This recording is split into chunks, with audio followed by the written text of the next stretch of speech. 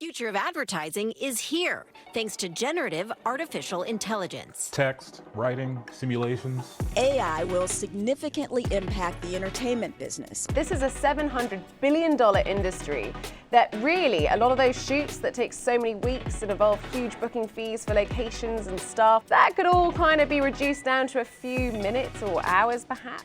ChatGPT, Dall-E, Midjourney, Stable Diffusion, Adobe Firefly, and more have launched one after another in the span of a year. Artificial intelligence is yet to become widely used in advertising and marketing campaigns, while legal issues get resolved and guardrails put in place.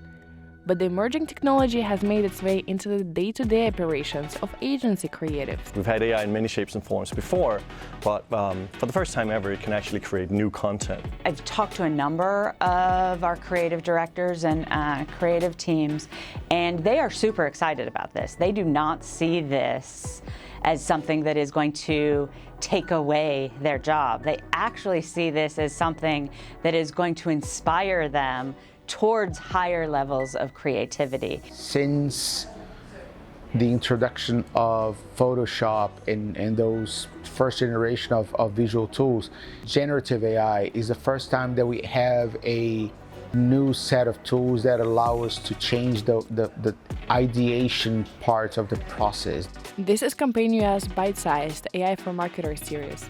NPJ Pereira sharing how he amplifies creative work with GenAI, which he believes enables the ability of being in a room, discussing with your peers, with your colleagues, and immediately pulling up your phone and trying something and looking at that, look at this kind of can be even cooler if that thing happens. Yet it brings the accidents that normally would happen during the next coming weeks as you're experimenting with an idea.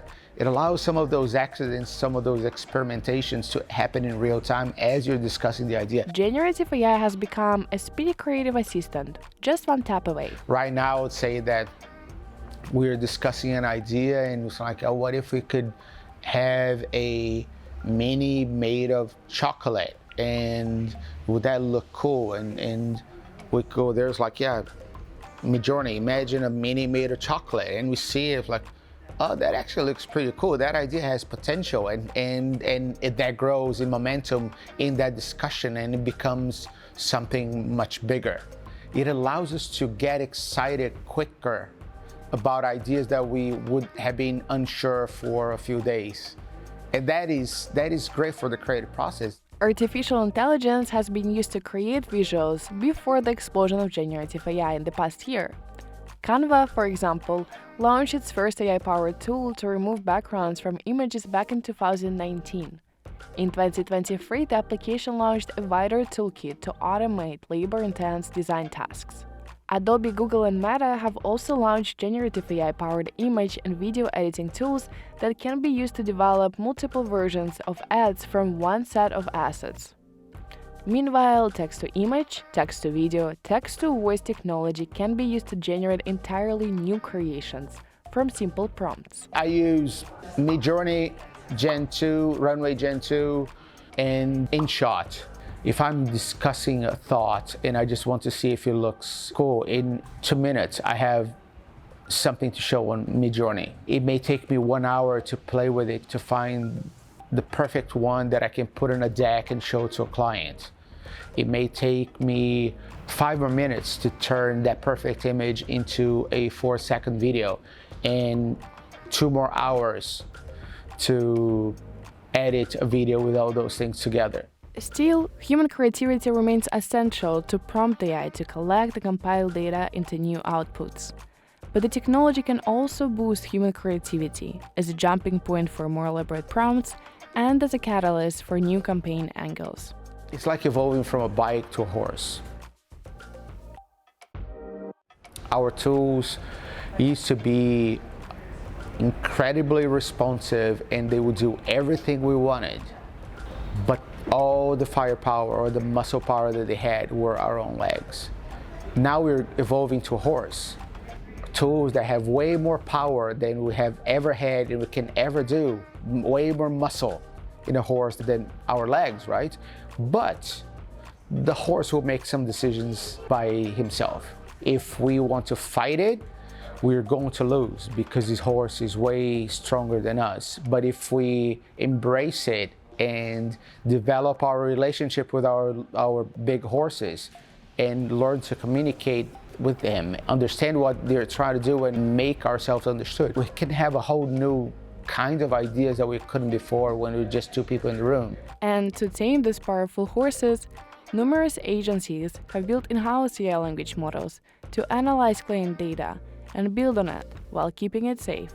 We're calling it Sized GPT. That is, we took the chat possibilities of GPT-4 and found ways to filter that and fine-tune that through data and writing of characters that allow us to take marketing personas into a chatbot that comes up with responses that are way beyond the data that we have. So it's like the entire idea of having a marketing persona that is something that the industry has been using forever. Now we found a way to talk to that data, talk to that persona. You need to think about generative AI as statistics on steroids. Gigantic universe of data that allows a digital brain to either pick information from and get one information that represents everything that it has seen, or make educated guesses to fill the gaps that it doesn't have. When you bring it to a marketing persona, it's a fascinating experiment because we can take demographics and behavior and media data and put all that into the making and the building of that persona. It can extrapolate and find other things and guess other responses that people that have similar patterns, that follow similar patterns would say. Let's say that these digital creature that we created, this persona that we called Emma, we put exactly what her age is, the kind of car she drives, and what kind of places she goes, where she lives, and everything. So we define all that.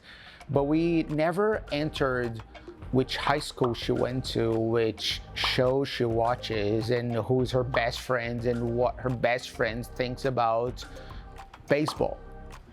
But if we ask, AI is going to be able to make a reasonably educated guess about her best friend's baseball preferences, about her neighborhood, and about her favorite shows, because it has other people like Emma.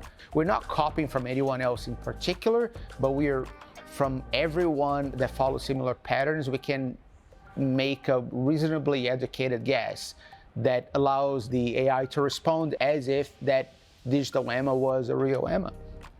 And that becomes a great tool for us to be able to have a conversation with the data, that it humanizes the data beyond what the numbers truly represent, and allows the data to learn and sip from its surroundings and fill the gaps that we may not have entered. In the next episode, Campaign US will talk about how AI is transforming the world of media planning and strategy.